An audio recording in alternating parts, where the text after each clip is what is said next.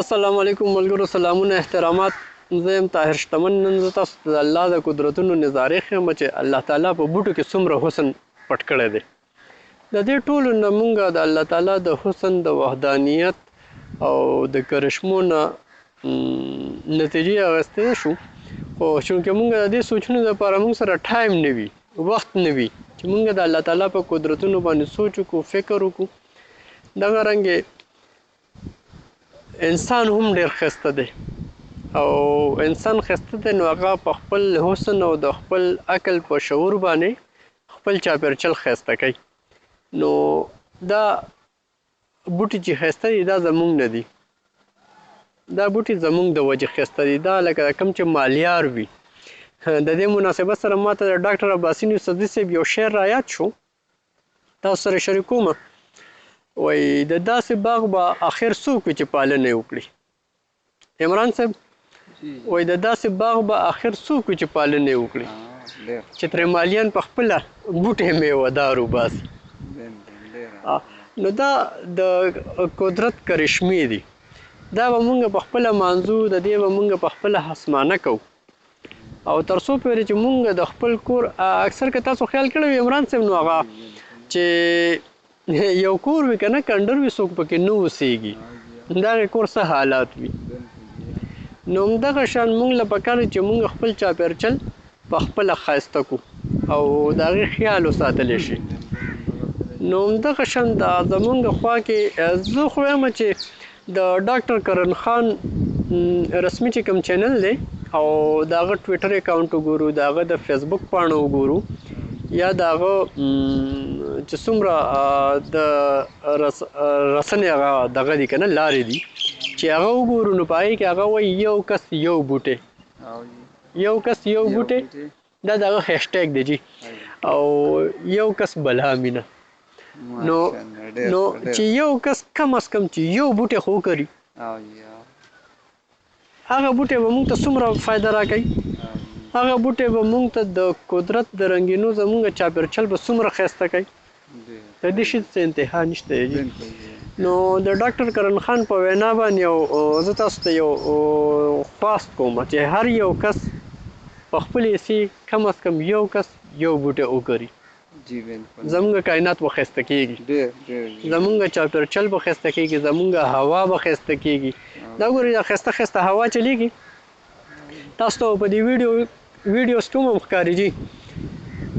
نو ډېر ښایسته موسم دی جي. دا به زموږ موسم هم ډېر ښایسته کوي، زموږ چاپېرچل به هم ښایسته وي دې سره. او داسې راځئ تاسو ته مخکې ګلاب ښیم جي. ګلاب زموږ د ژوند یو اهمه حصه ده. اکثر که تاسو خیال کړی په شعر و شاعرۍ کې شاعران ډېر ستایي دا شی. او نو ګلاب خو ګلاب وي که نه، هغه که مونږ د مخ سره تشبیه کوو، هغه که مونږ د انسان سره، د انسان د حسن سره، د انسان د کردار سره تشبیه کوو، د هغې یو خپله معنی وي. دا اوس ګورئ جي، حالانکې سپرلی خو لاړو، ختم شو. دا ګلاب دی جي، خو چونکې نور پرې لګېدلی نو هغه ګلونه یې مړاوي شوي دي. او دغه رنګې دا بلکل تر و تازه شین ولاړ دی جي، شین، تک شین ولاړ دی. او دا دغه چې د کوم ښکاري که نه، دا ګولډن کلر کې دې شنې پاڼې راټوکولې دي جي. دا به اول اوس داسې سوربخن غونته کې رنګ لري، بیا به د هغې نه بعد دا شنې شي.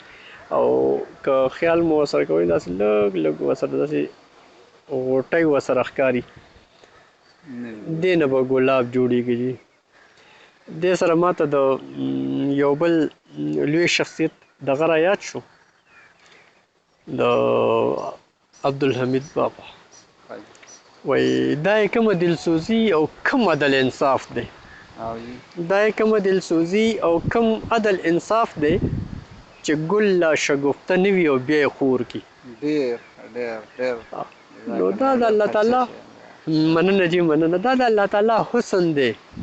دا کائنات چې ښایسته دی که نه، دې سره انسان ښایسته کېږي. دا کائنات الله تعالی د انسان دپاره پیدا کړی دی چې انسان دا ومانځي، دا ومني. لکه دا څومره حسن او سیرت چې دی که نه، د انسان دننه، د انسان بهر، نو دا زمونږ د آب و هوا په وجه دی، زمونږ د کور کلي جومات حجرې د وجه دی. که زمونږ دا ودان وي زمونږ چاپېرچل به ودان وي، زمونږ علمي هڅې به ودانې وي. دغه رنګ دا وګورئ دې سره چې د کوم ملګري کومه خواري کړې د بوټي سره کومه ګمله بره تړلې ده، بره یې ودرولې ده، څومره خوند کوي. همدغه شان انسان جوړول، د انسان تربیت کول. هسې خو غني خان بابا وایي چې که تش نسل زیاتول وي دا سپی وایې هم شي کولی. نو تش نسل زیاتول نه، د نسل تربیت کول.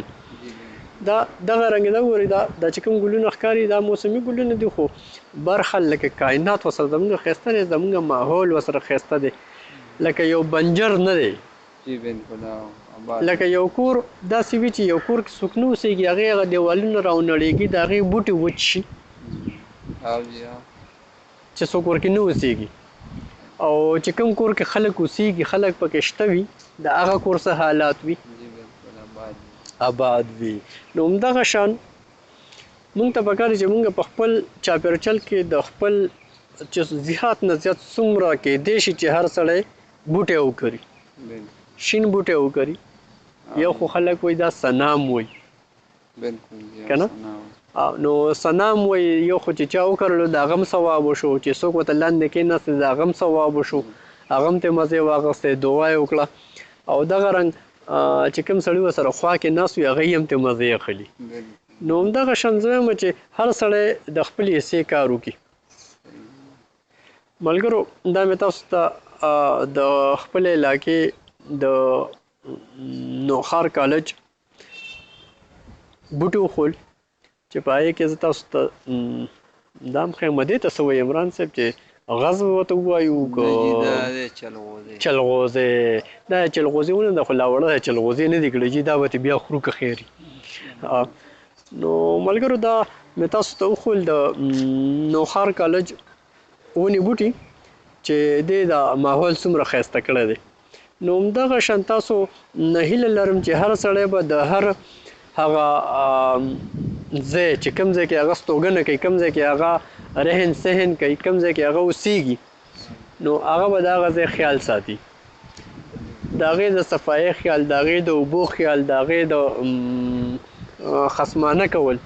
نو دا زمونږ د ژوند حصه ده چې څنګه انسان سهار راباسي په خپله ولامبي، مخ لاس ووینځي، خوله ووینځي، لمونځ وکړي، اودس وکړي. نو هم په دغه حالاتو کې بیا زمونږ چاپېرچل ښایسته شي. دا ګورئ څومره ښایسته تک شین چمن دی، وینئ جي تاسو ته په کیمره باندې راځي. او به دا مې تاسو سره مختصر غونته کې د الله تعالی د حسن یو کرشمه خوله، او په اسمان کې هم ښه زبردسته وریځ ده جي، د وریځې نه هم خوندونه واخلئ. دا هم د الله تعالی حسن دی جي. دې ونو ته وګورئ، کارغانو ته وګورئ، اوازونه کوي عمران صاحب. نو دا زمونږ د ژوند یوه اهمه حصه ده. دا وګورئ اسمان کې وریځې توره تورې هم دي او خړې خړې هم دي، او څه ځای کې اسمان هم داسې لږ شین شین ښکاري. نو امید لرم چې تاسو به د نننۍ خبرو نه او د ننني د ویډیو نه لږ ډېر خوند اخیستی. هر ټایم به پکې شعر او ټپه نه وایو که نه عمران صاحب؟ او که نه؟ نو ما یم چې راشي نن درته زه د الله تعالی د قدرت نظارې وښیم چې دا زمونږ چاپېرچل په شینکي بوټو باندې څومره ښایسته ښکاري. ډېره مننه ملګرو، خوشحاله اوسئ، اباد اوسئ راته. د لوی الله په امان.